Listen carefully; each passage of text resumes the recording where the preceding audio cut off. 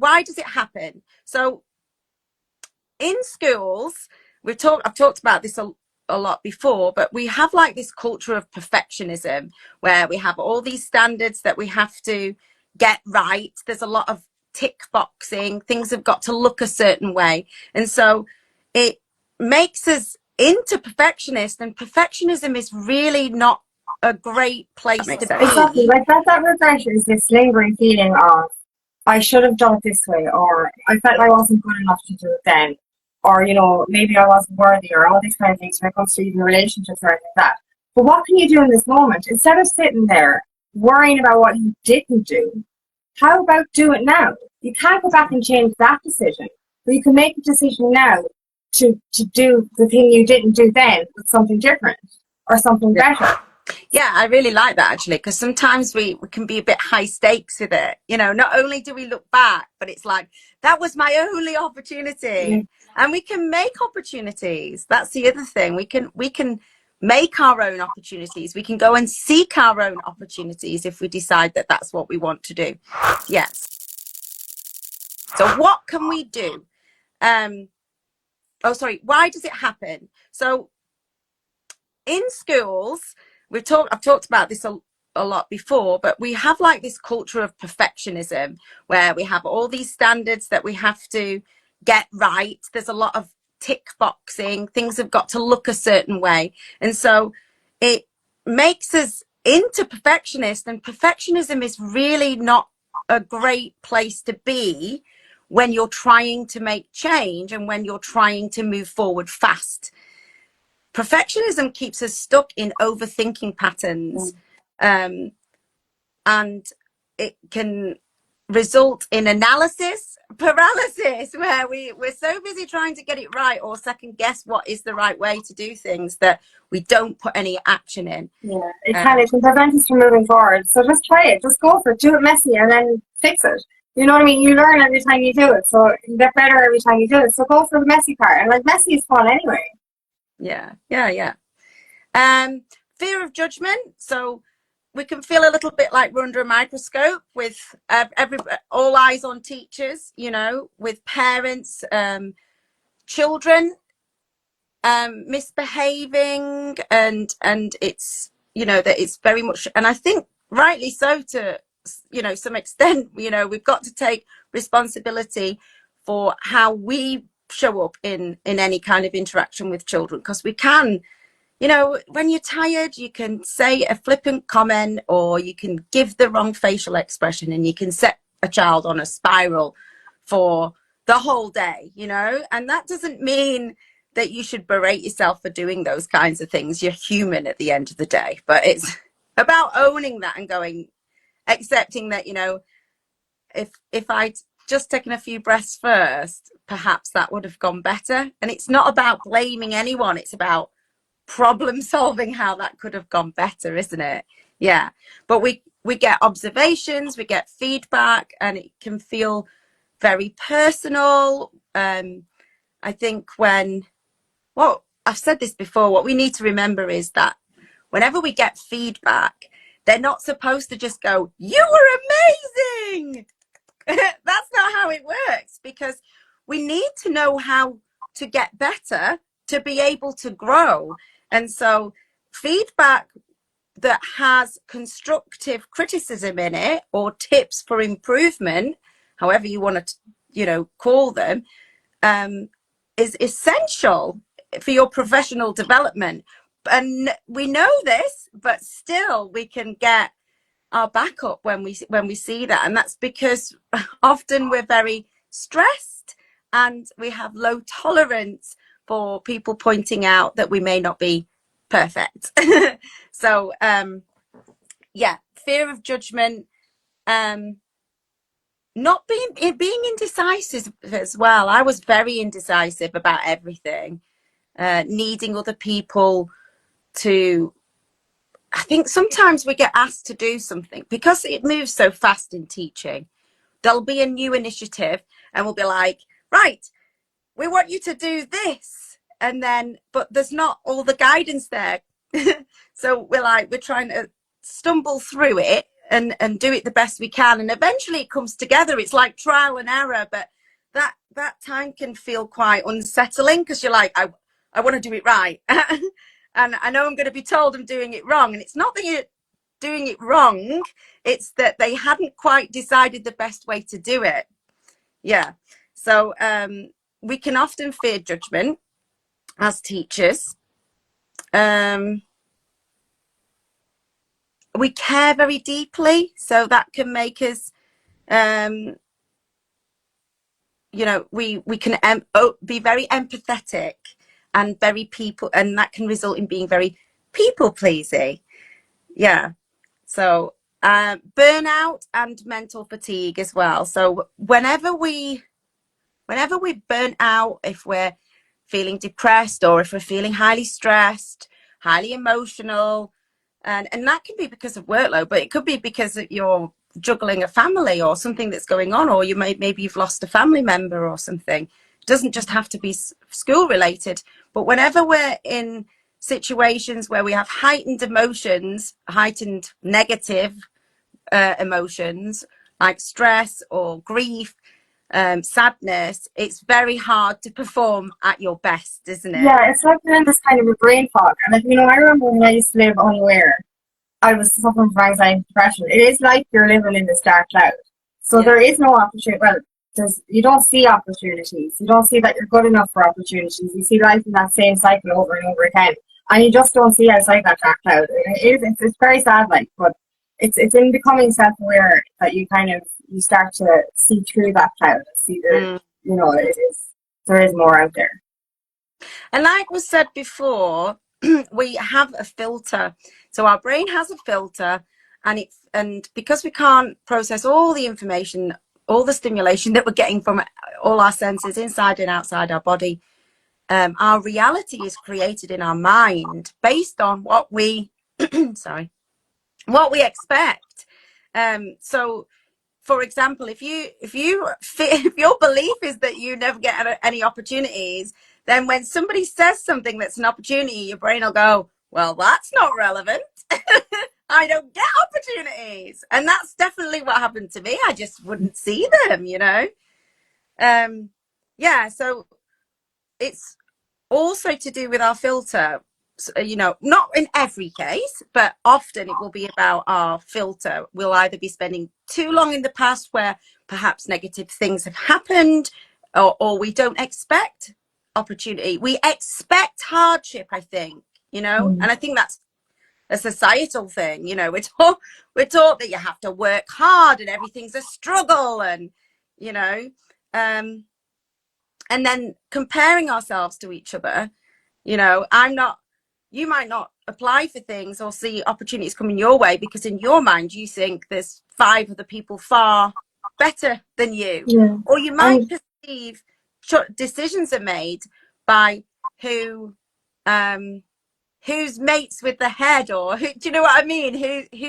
Whose face fits. That's something that people might say, like, oh, my face doesn't fit, so I don't. But that's that conditioned mentality. That's that false belief system. That struggle you mentioned. We're told we can only do it this way. We have to struggle. You can't reach for the stars. So you don't see yourself in a managerial role. You don't see yourself as a supervisor or a teacher. You just don't see that because you don't think it's possible. All your family has ever known is that I suppose that 9 to 5 constant struggle job, and it's like, I can't reach for the stars because it's impossible. And even if you try, everyone is like, oh, you can't do that, stay where it's secure, stay where it's safe. And so you never really reach outside of the comfort zone because you don't believe that it's a possibility. Yeah, and there's like the imposter syndrome, like comes in. So you might think, oh, I want a managerial role, but then in your head you'll be like, well, you're not good enough for this, or it'll start looking for evidence to keep you stuck, because it's like, hold on a minute, you know how to be this role. you don't want to take on lots of other roles. You don't want to do more work. But that was me. Like, I never even aspired to be a supervisor or a manager, and like, it was only after I became supervisor that I wanted to be manager. But then I changed roles after that. But when I was offered the supervisor role, I was like, me? Why? I'm a general. What? me, and it's just weird. But I took it and I thrived in it. But initially, it was like, oh, this was never something I considered because I never thought it was I belonged there. Like, Yeah, yeah, yeah. Um, right. So that's some things, that's some reasons why we might get stuck in regret and not be see or not seeing opportunities. So what regret really is a form of grief. So it's a grief for a life or a version of ourselves that didn't happen for us. And so we can fixate on the moments where we felt that path was blocked, or we can fixate on one decision where it might that one decision, even if we'd made a different decision in that moment, doesn't necessarily mean that you would get there mm, either to wherever you wanted. I think the funny thing about decisions is that whenever we make a decision and later we decide, things don't turn out as we had hoped they would, we always presume that the other decision was the right one. But there's nothing to say that would have been any better. It could have been worse. And we're not living. I don't know if you've seen that film Sliding Doors, where it shows you both possibilities, but we're not living. We're not time travelers, and it doesn't serve you. It doesn't no, serve you to believe that the other decision would have been the better one. You but might think, I'm, I feel like looking back, I should have applied for that job. So what I'm going to do about it is the next job that comes up, I'm going to apply for. So it's learning the lesson that I look back and I thought, actually, I probably should have applied for it. But instead of putting all the energy in the past, you then problem solve for the now so that you can improve the future, yeah, if that makes sense. exactly. Like that regret is this lingering feeling of I should have done it this way, or I felt I wasn't good enough to do it then, or maybe I wasn't worthy, or all these kind of things when it comes to even relationships or anything like that. But what can you do in this moment instead of sitting there worrying about what you didn't do? How about do it now? You can't go back and change that decision, but you can make a decision now to do the thing you didn't do then with something different or something better. So, use that as a lesson or a guidance. And even if you say, I don't think I was good enough, then get good enough. Everyone can change, everyone can progress, everyone can do extra training, everyone can do that inner healing to become who they thought they couldn't be. So Yeah. do that thing. Make yourself more confident to do it the next time. Yeah. What's that saying that's really famous in coaching? It's the best time to plant a tree was 20 years ago. What's the second best time? Now. Now. And that's so And it kind of yeah, you summarizes only what you you're only miss saying there. 100% of the shots that you don't take. So Yeah. start taking those shots. Yeah. So instead of going on and on about how big that tree would have been, I might have been I could have made apple pie by now with the apple tree that grew. We'd all be sat, you know, shaded from the sun. Completely pointless. What you should be thinking is, I could get myself a spade. I could start digging myself a hole. But we do tend to do that, don't we? We sit there and we think, oh, I should have done this, whilst also not taking action in the now. Yeah. It's a bit like um, when I my people pleasing moments with my family, where I used to get frustrated with them. Would somebody just make a decision? But in that moment, I'm not acknowledging that I'm not making a decision either. And it's that same thing where you're looking back and you think, I should have applied for that job. Why didn't I apply for that job? You know, Instead of going, I think I'm good enough for that job. Probably should have applied for it, so I'm going to do it now. I'm gonna look for the next one that comes up. Yeah. Let's have a look. So, regret holds us back by draining our energy. It can fuel fear of more mistakes. It can keep us in our comfort zone.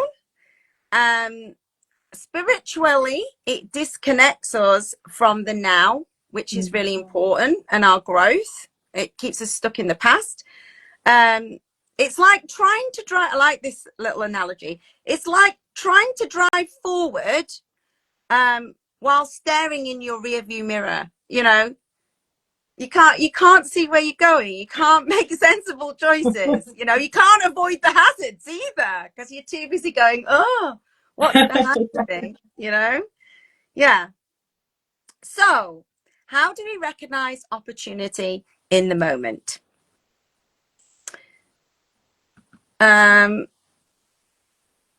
Hold on. I don't know what that means. Yeah. So most importantly, it's to be in the present. It's being able to problem solve. It's being able to take the feedback and the lesson. So what we need to remember is if we're feeling regret, it is an emotion, it's grief. So it is trying to tell us something. We need to honor that, but we honor that with action in the now rather than energy in the past. Yeah. So things that can help us, if you spot that you are feeling regret, say I'm looking back and I'm like, oh, I should have, I don't know, I should have applied for that job. We've already done jobs. What else could I be living in regret for? Maybe I should have sold my house before the prices rose. Okay. So I'm sat there thinking, what things could I do that could help me pull me out of regret and get me looking for opportunities? What would you suggest? Well, one thing I've learned is you have to understand that everything that is meant for you will not pass you by. So if something doesn't work out, it's because it's making room for something better to come in. But you need to understand that. Instead of going, why did I fail? Why is this ending? Why is this not happening? Say, hey, this isn't happening because something better is going to come, but I need to prepare myself for that something better. So be so mindful of that. You've got a bigger opportunity coming to land in your lap if you open your eyes to it and understand that what happened was supposed to happen to redirect you or realign you with something better. Yeah, I really like that actually, because sometimes we can be a bit high stakes with it. Not only do we look back, but it's like, that was my only opportunity. And we can make opportunities. That's the other thing. We can make our own opportunities. We can go and seek our own opportunities if we decide that that's what we want to do.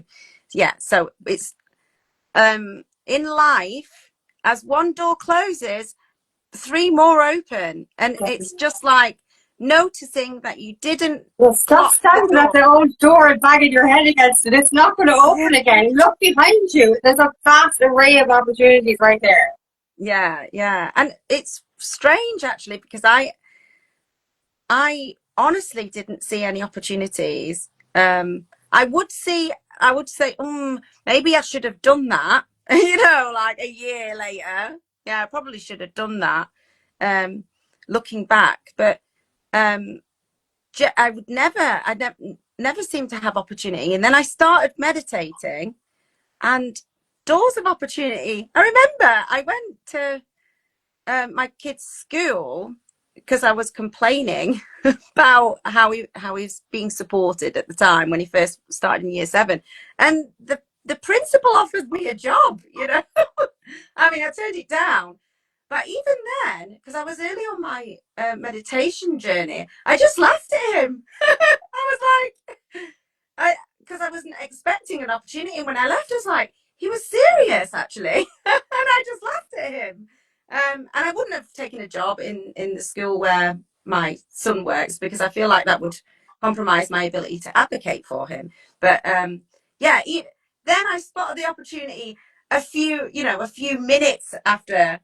Whereas if I changed my mind, I could have gone in and gone, actually, yes, I'll have that job. But now I see them as they arise. It's like the coaching group that we started. One coaching thing ended, so we were doing like a thing with Ed, and we were practicing, and that came to an end, and a lot of the people were like either angry because they're like, oh, we want more, or they were sad. We're like, we're going to miss everyone. But instead of being in one of those two emotions, I was like, this is an opportunity. Right, come on, let's band together. Let's make our own group, you know? Yeah, but I think had I not been doing meditation and been on the journey that I would have probably been one of the sad or angry people, you know? Yeah, so meditation, I would say. Meditation because it just gives you clarity in life, I think, generally. And you can rewire your brain using that. I think a large part of my not seeing opportunities was my deep belief that I just didn't think I was worthy of opportunities, you know? So I didn't see the opportunities until they were well gone. Yeah, my brain Yeah, would be like, that's the thing as well. Go back there's to no way you can do it now. yeah, go back to the coaching thing. Like you know, you could have sat there and waited for somebody else, or waited forever for somebody else to do something, and you know lived in regret. But you actually took the power into your own hands, and you created the new group. You know, which is beautiful. Like you know, so you know, instead of feeling sorry for yourself, you took action. And that's another thing you can do, and that's so important. If an ending happens, it means that something new is going to come in. But sometimes maybe you have to take the steering wheel. Yeah, and this is a really important thing, I think, is that when I decided to start this coaching group or to organize people, I had no experience of running a Zoom. I had no experience of teaching coaching. I've been learning coaching, but like not supporting others coaching. I'm not really teaching, but I'm supporting. I didn't have a paid Zoom to even use. So I didn't even have an account. I had no way of collecting people's emails. I didn't know how to use spreadsheets or anything like that. Or like I had not thought it out at all. I just knew that this group was a great opportunity, that there were wonderful people that I was going to lose contact with, and I was going to make it work. And I was just going to do the next step and the next step and the next step. And I think people, particularly, I think as teachers, because we are taught to plan so much in advance, everything's planned, even to the point where sometimes it doesn't make sense to plan that far ahead because that you have to react to what is going on in the classroom. And sometimes kids might learn something much quicker than you planned, or they might totally not get it and needs a lot more support. You might have to go back like a couple of years and bring them up step by step gently, you know. But we plan. Everything's planned. We have to know what questions we're going to ask them. We need to know what resources we're going to use, you know. So as teachers, we are in this, you know, plan. I've got to have a plan. I have to know what I'm doing today. I have to know what I'm doing for the whole week. I need to know what I'm doing for the whole term, and I need to know what I'm doing over the whole academic year. So that's how, you know, that's how we are trained to be, you know. And actually, the best progress, I'm not saying you can do this in school, but the best progress is made by just acting and figuring it out as you go Yeah, along.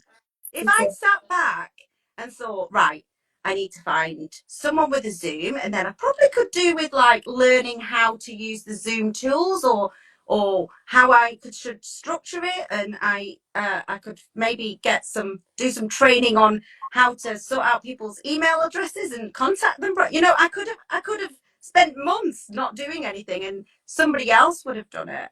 You know, yeah. So it was a great reminder to myself that more planning doesn't necessarily mean better. You know, that sometimes it's like if you know in your heart that this is going to work, then it's just take the first step and you will figure it out as you go along. But that's the beauty of it is you're not alone either. The universe has your back. If it's something that you're called to, if it's something that fills you with love and passion, just take that first step, and the universe will actually show you the next 10 steps or bring you up them 10 steps. So it actually handed you everything you needed just because you made the first bit of action. Yeah, yeah, absolutely. Yeah. So, and that was in the present again. I was absolutely not in the future at all. I wasn't in the past. I wasn't looking at, well, I was thinking, these are such great people. I would hate to lose contact with them. Um, but that was as far. If I was looking in the past and thinking, well, I haven't got any experience of doing this, and I haven't got any experience of doing that, or looking in the future and going, what am I actually going to say to them when we all get on this Zoom? How am I going to start it? And I didn't, I just figured it out as I went along. And they are such a lovely group, and we all sort of pitch in and all help, and it's all become wonderful together, hasn't it? Yes. Action is the most important thing.